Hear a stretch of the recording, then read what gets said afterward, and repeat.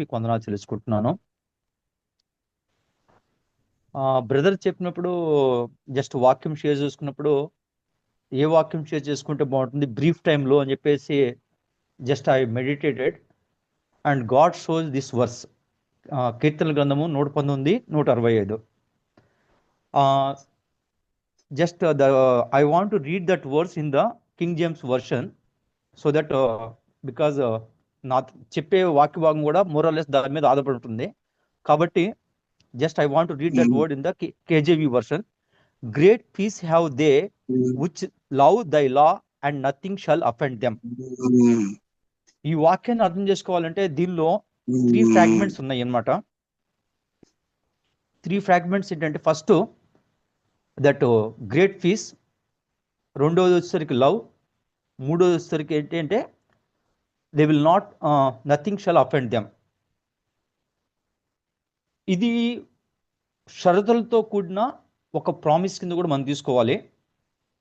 దీన్ని ఈ యొక్క ప్రామిస్ని మనం ఫుల్ఫిల్ చేసుకోవాలి అంటే, మనం ఎలా అది కంప్లీట్ కావాలి అంటే, అసలు మొట్టమొదట దీనికి ఉన్న కండిషన్ ఏంటి? కండిషన్ ఏంటంటే దే విచ్ లవ్ దై లా, అంటే ఎవరైతే నీ ధర్మశాస్త్రాన్ని ప్రేమిస్తారో, ఈ ప్రేమ అనేది ఎంతో, ఆ ప్రేమ అనేది జస్ట్ అదేదో మియర్లీ ఒక ఆబ్లిగేషన్తో అంటే బాధ్యతతో కానీ భయంతో కానీ కూడుకున్నదిగా ఉండకూడదు. ఆ ప్రేమ పరిపూర్ణమై ఉండాలి, అది వ్యక్తిగతమై ఉండాలి, ఎంతో ఆప్యాయతతో కూడింది ఉండాలి, ఎంతో రిఫరెన్స్తో కూడినప్పుడు మనం ఎప్పుడైతే ఆ యొక్క దేవుని వాక్యాన్ని ఆ విధంగా కనుక ప్రేమించినప్పుడు మనకి కలుగు బహుమానము ఎంత గొప్పగా ఉంటుందో కూడా తర్వాత తెలియపడుతుంది. కాబట్టి ఈ ప్రేమ అనేది ఏంటంటే జస్ట్ మనం ఓన్లీ ఒక వాక్యాన్ని ఎరిగినంత మాత్రాన అది సాధ్యం కాదు, అది వాక్యాన్ని తెలుసుకున్నంత మాత్రాన సాధ్యం కాదు, వాక్యాన్ని చదువుతున్నంత మాత్రాన సాధ్యం కాదు. ఆ వాక్యాన్ని ఎప్పుడైతే మనకి ఆ వాక్యం ప్రేమించడం అనేది కీర్తన గ్రంథంలో 1వ అధ్యాయం తెలిసినట్లుగా మనము దాన్ని హెల్ప్ చేయండి. First 1 to 4 verses in psalms, లేదా నేను చదువుతాను. బ్రదర్ నేను చదువుతాను. దుష్టుల ఆలోచన చొప్పున నడువక, పాపుల మార్గమును నిలువక, అపహాసకులు కూర్చుండు చోటను కూర్చుండక, యెహోవా ధర్మశాస్త్రమును ఆనందించుచు దివారాత్రము దానిని ధ్యానించువాడు ధన్యుడు. అతడు నీటి కాలుల యొర నాటబడినదై ఆకు వాడక తన కాలమందు ఫలమిచ్చు చెట్టు వలె ఉండును. అతడు చేయనదంతయు సఫలమగును. చాలు బ్రదర్, చాలు. అంటే ఇప్పుడు ఎట్లా అంటే జస్ట్ ఏదో ఒక పర్టికులర్ టైంలోనో పర్టికులర్ సమయంలోనే కాకుండా దివారాత్రులు చెప్తున్నాడు. అంటే ఎల్లప్పుడూ మనని దేవుని ప్రేమిస్తూ దేవుని వాక్యాన్ని ధ్యానిస్తూ దేవుని యందు ఆనందిస్తూ చేస్తున్నప్పుడు అప్పుడు ఏమవుతుంది, మనకి ఆ విధంగా చేయటం వలన ఆనందించడమే కాకుండా దేవుడు కూడా మనకి ఏంటంటే that he will grant the great peace, ఎంతో గొప్ప శాంతిని. మనం ఆ తెలుగులో దాన్ని 119, 165 చదివినప్పుడు ఎంతో నెమ్మదిని ఇస్తున్నానని చెప్పేసి వాక్యం చెప్తా ఉంది. ఆ నెమ్మది అనేది we cannot measure in the quantity terms or the quality terms. అది ఎంతో నెమ్మది. అటువంటి నెమ్మది అనేది దేవుడు మాత్రమే దయచేయగలుగుతాడు. లోకంలో మరి ఏదియునూ అంత నెమ్మదిని ఇవ్వలేదు. కాబట్టి ఇంత గొప్ప దేవుణ్ణి మన దేవునిగా కలిగి ఉన్నప్పుడు, ఎంతో గొప్ప నెమ్మదినిచ్చే దేవుడు మనం కలిగి ఉంటాం. అది దేని ద్వారా సాధ్యమవుతుందంటే by reading the word of God. అంటే దేవుని వాక్యాన్ని దివారాత్రులు ధ్యానించినప్పుడే మాత్రమే అది సాధ్యమవుతుంది.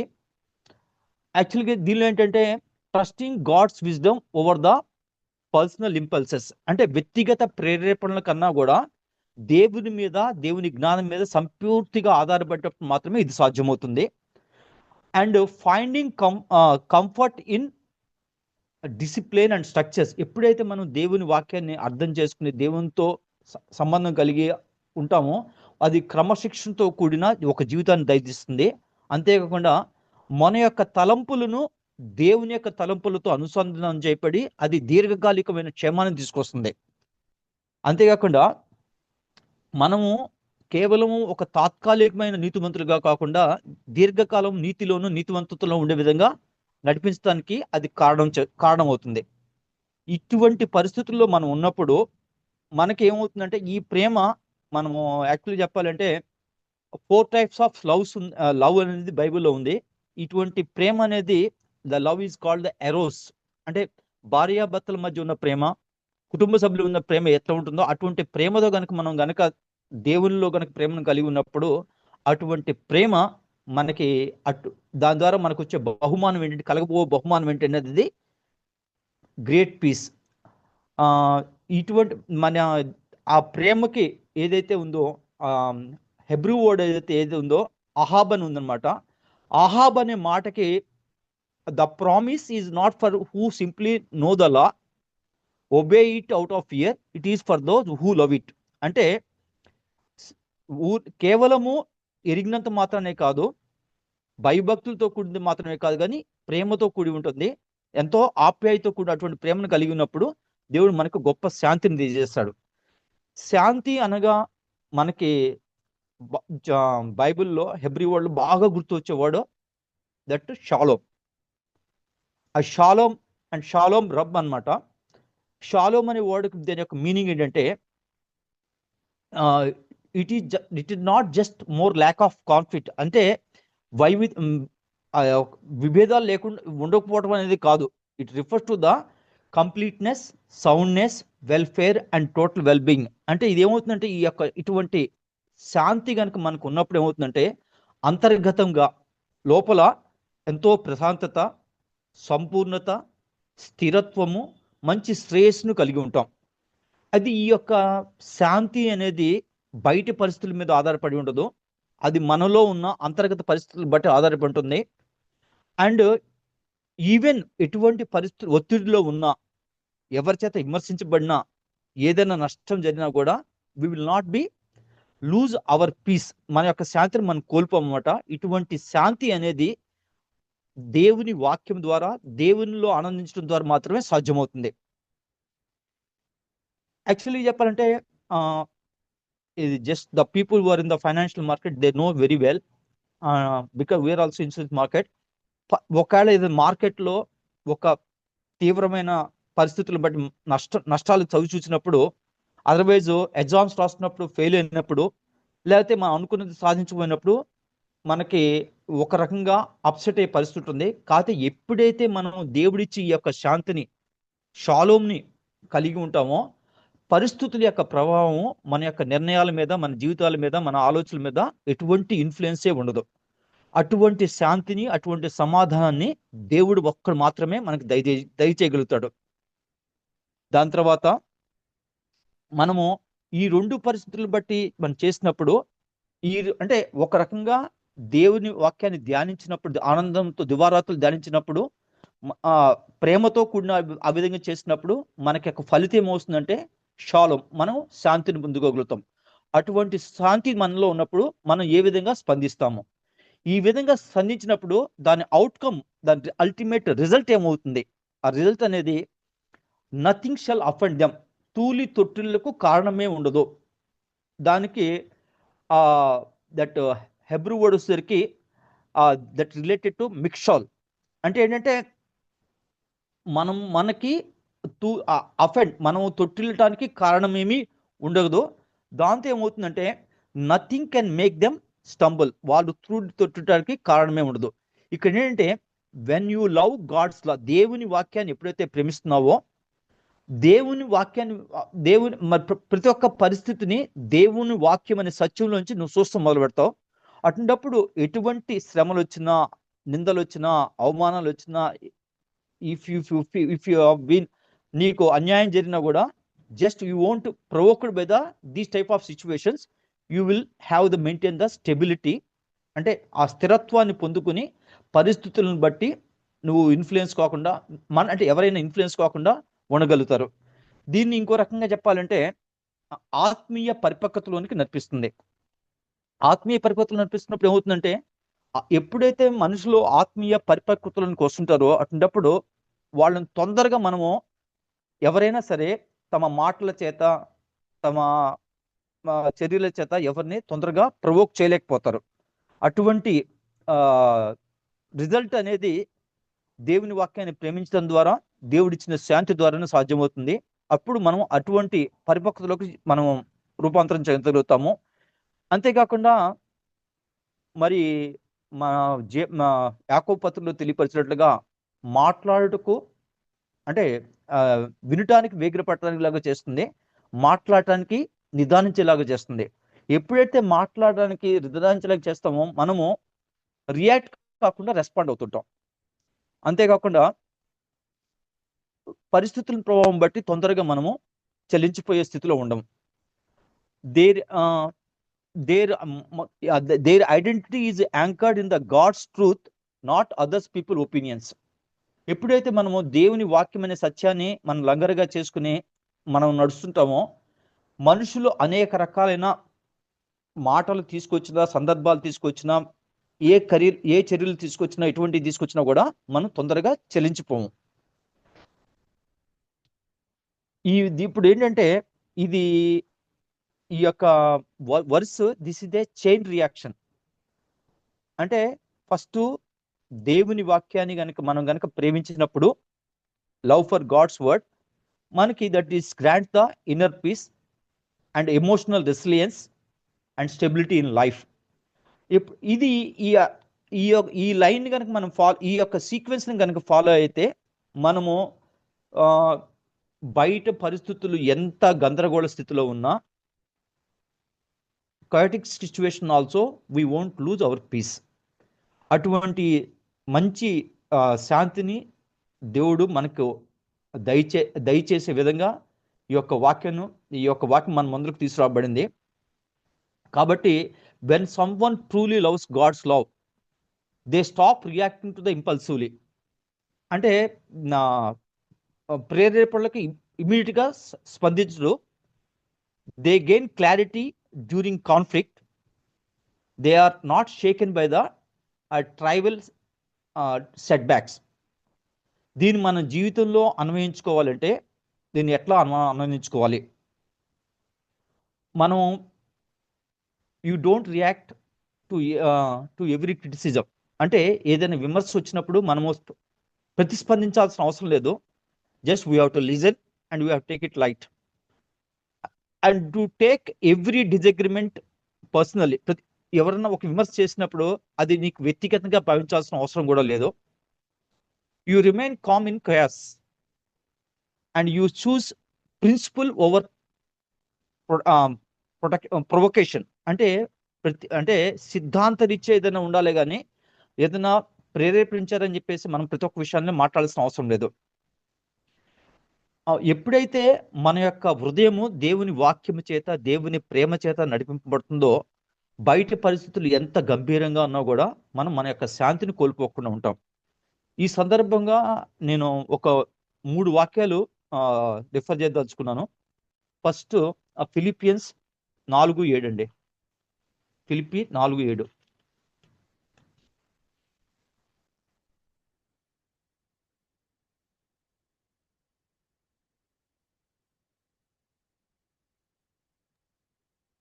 ఫిలిపియన్స్ 4:7 అండి. అవునండి. 4:7. అప్పుడు సమస్త జ్ఞానమునకు మించిన దేవుని సమాధానము యేసుక్రీస్తు వలన మీ హృదయములకును మీ తలంపులకును కావలియుండును. సో దీనికన్నా ముందర ప్రెసిడెంట్స్ ఏంటంటే బ్రదర్ 4, 5, 6 కూడా చదవండి. అప్పుడు 4, 5, 6. Get the complete understanding. ఎల్లప్పుడూ ప్రభునందు ఆనందించుడి, మరల చెప్పుదును ఆనందించుడి.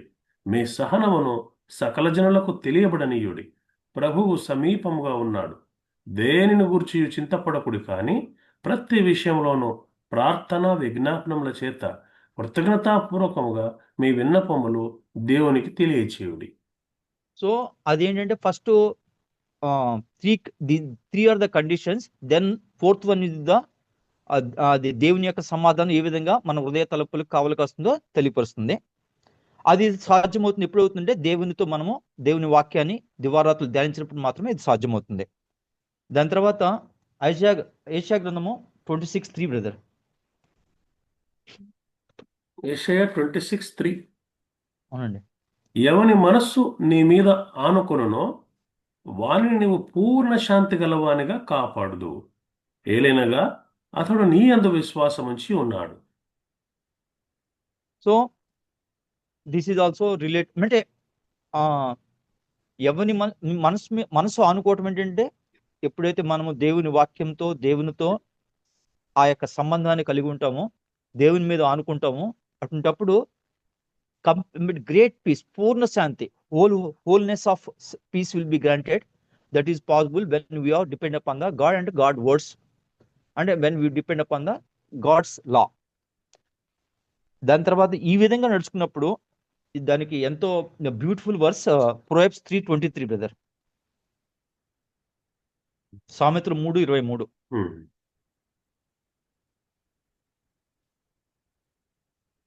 సామెతలు 3:23.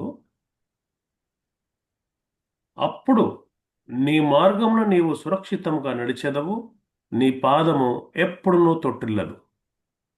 సో ఫస్ట్ 2 కండిషన్స్ అంటే Philippi 4:7 and at the same time Isaiah 26:3 రెండు కలిసినప్పుడు దాని యొక్క అవుట్కమ్ అనేది, అప్పుడు నీ మార్గంన నీవు సురక్షితంగా నడుచు అంటే సురక్షితంగా నడుచుతావు. నీ పాదం ఇప్పుడు అంటే నీవు తొట్టిల్లడానికి కారణమే లేదు, కారణమే ఉండదు.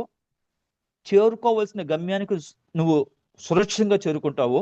అది సాధ్యమవుతుంది ఎప్పుడంటే దేవుని వాక్యాన్ని, దేవుని ధర్మశాస్త్రాన్ని ఎప్పుడైతే మనము ప్రేమిస్తున్నామో, అప్పుడు మనకి అది ఒక గొప్ప శాంతిని సమాధానం కలగచేయటమే కాకుండా మనం అంటే చేరుకోవలసిన రేవుని చేరుస్తుంది, సురక్షితంగా చేస్తుంది, తూలి తొట్టిల్లటానికి కారణమై ఉండదు.